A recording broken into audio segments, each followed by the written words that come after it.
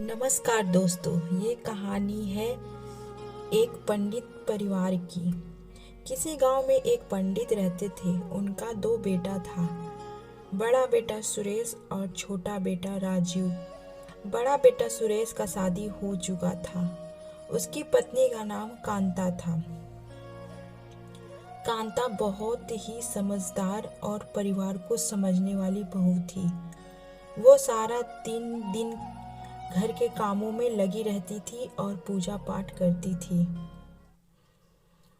सुरेश, कांता का पति, बहुत ही छोटे कंपनी में छोटे पद पे काम करता था और वहीं पे कांता का देवर राजू एक बड़े से मल्टी कंपनी में अच्छे पोस्ट पे नौकरी करता था। कांता अपने पति का, अपने देवर का और अपने ससुर का बहुत अच्छी तरह से ख्याल रखती थी। सारा दिन उनका देखभाल में उसका बीत जाता था। भाभी, आप मेरा वाइट वाला शर्ट धुल दी हैं? हाँ राजू, मैंने तो सुबह में ही धुल कर और सुखाकर प्रेस भी कर दिया है। ओ थैंक यू भाभी, आप सबका कितना ख्याल रखती हैं, सबकी ज़रूरतों का कितना ख्याल रखती हैं। वो वाइट वाला मेरा लकी शर्ट है और वही पहनकर मुझे कल इम्पोर्टेंट मीटिंग में जाना था। थैंक यू सो मच भाभी, आपने मेरे कहने से पहले ही मेरा काम कर दिया। कांता बोलती है, कोई बात नहीं है राजीव, ये तो मेरा फर्ज है। तभी कांता के ससुर आवाज देते हैं, बहू बहू इधर आना जरा। कांता, हाँ पिताजी बोलिए, क्या बात है? बहू, आज खाने में क्या बना रही हो? कांता, पिताजी सुरेश जाते वक्त बोल गए थे कढ़ी और चावल बनाने के लिए।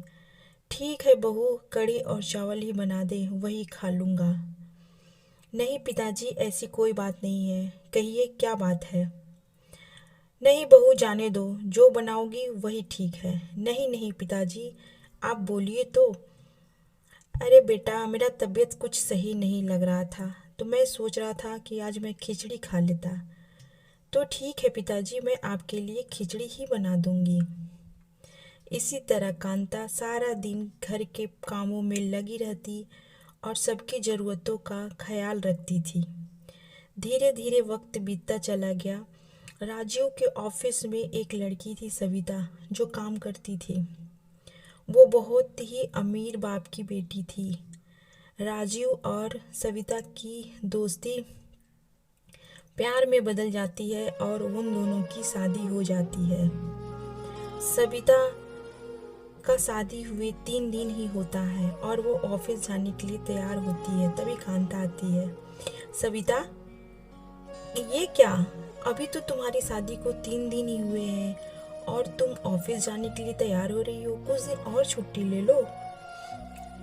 तो सविता बोलती है, नहीं नहीं भाभी, मैं छुट्टी नहीं लूँगी, क्योंकि आप तो सारा दिन घर पे रहती हैं, तो आपको क्या पता बाहर काम करना और छुट्टी लेना कितना मुश्किल होता है।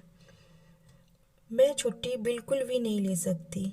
अच्छा ठीक है सविता, तुम छुट्टी नहीं लोगी तो ये बता दो कि रात के खाने में क्या खाओगी? मैं वही बना दूंगी तुम्हारे पसंद का।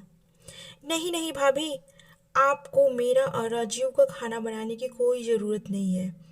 हम दोनों नाइट का डिनर करके ही आएंगे। ऐसा कह के सविता वहाँ से चली जाती है।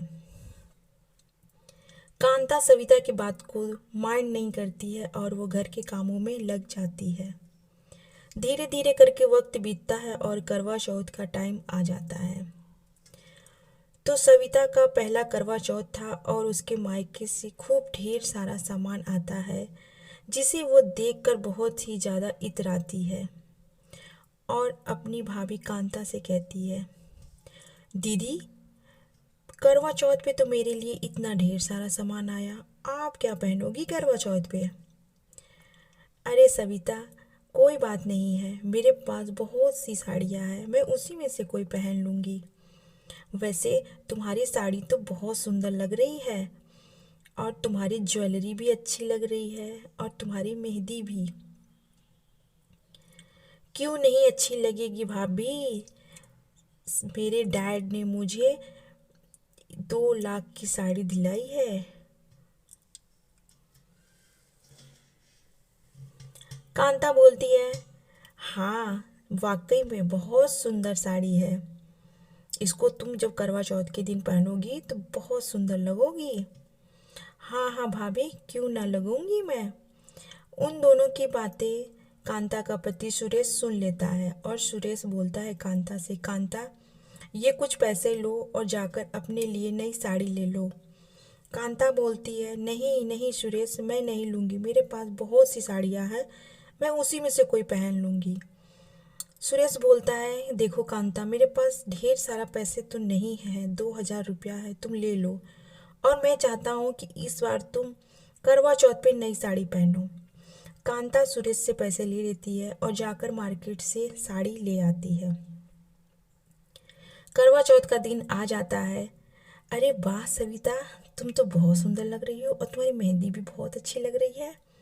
क्यों नहीं लगेगी दीदी, मैंने 20,000 की नए डिज़ाइन की मेहंदी लगवाई है। हाँ हाँ, वो तो दिख ही रहा है। वैसे सविता, शाम को 4 बजे तैयार रहना, पंडिताइन आएंगी कथा कहने के लिए करवा चौथ का।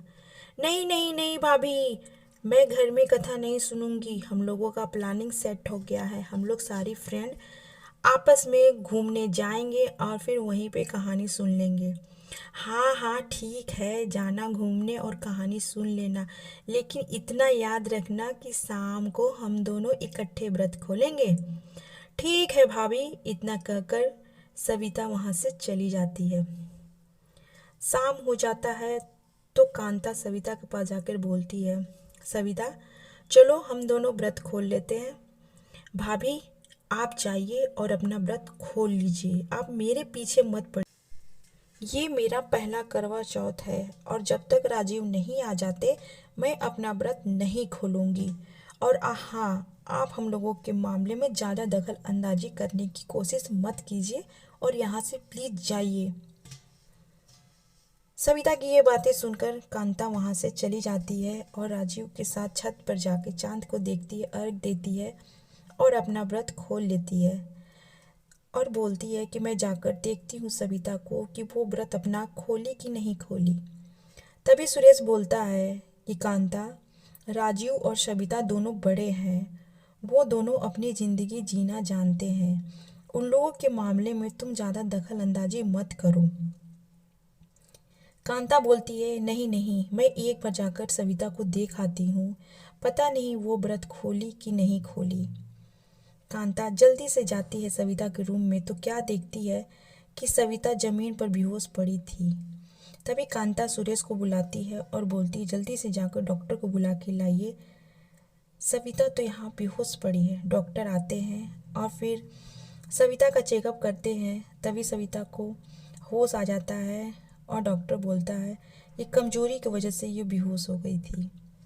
कांता सविता को बोलती है कि सविता ये पानी पी लो थोड़ा सा और अपना व्रत खोल लो, राजीव पता नहीं कब तक आएगा। तो सविता बोलती है कि नहीं नहीं भाभी, जब तक राजीव नहीं आ जाते मैं अपना व्रत नहीं खोलूँगी। तभी कांता सुरेश को भेजती है राजीव के ऑफिस। सुरेश जाता है और राजीव को ऑफिस में सारी बात बताता है। तो राजीव जल्दी से घर आता है और फिर सविता और राजीव दोनों लोग चांद को देखते हैं, अर्घ देते हैं और फिर सविता अपना व्रत खोलती है। सविता हाथ जोड़कर कांता से माफ़ी मांगती है, भाभी मुझे माफ़ कर दीजिए, मैंने आपके साथ इतना गलत व्यवहार किया, लेकिन फिर भी आपने मेरे साथ कभी गलत व्यवहार नहीं किया, मुझे माफ़ कर दीजिए भाभी। तो कांता बोलती है, देखो सविता, तुम इस परिवार में नई नई आई हो, धीरे धीरे तुम इस परिवार के साथ रहना सीख जाओगी। और वैसे भी परिवार में तो थोड़ी बहुत ऊपर नीचे होते ही रहता है। कांता सविता को माफ़ कर देती है और सभी लोग हंसी खुशी रहने लगते हैं। आई होप आज की कहानी आप लोगों को पसंद आई होगी।